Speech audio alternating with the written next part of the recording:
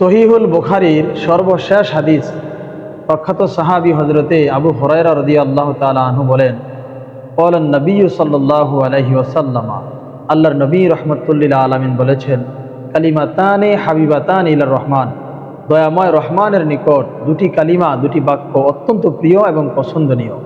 খফিফাতানি আলাল লিসান, যেই কালিমাগুলো জবান দিয়ে উচ্চারণ করা একদম সহজ। সাকিলাতানি ফিল মিজান, যেই কালিমাগুলো মিজানের পাল্লা রাখলে সবচাইতে বেশি ভারী হবে।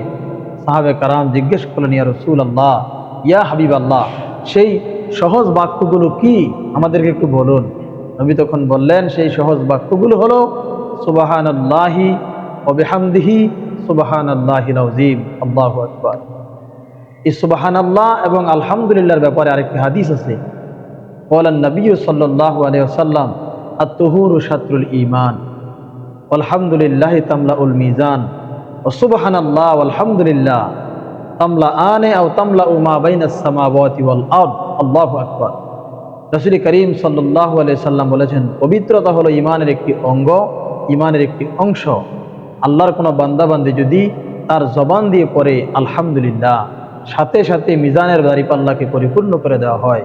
শুধু তাই নয়, আল্লাহর কোনো বান্দাবান্দি যদি তার জবান দিয়ে পড়ে সুবহানাল্লাহ আলহামদুলিল্লাহ, নবী আমার বলেন, আসমান এবং জমিনের মাঝে যত ফাঁকা জায়গা আছে সমস্ত ফাঁকা জায়গাটা তার নামে নেক দ্বারা পরিপূর্ণ করে দেওয়া হয়। আল্লাহু আকবার।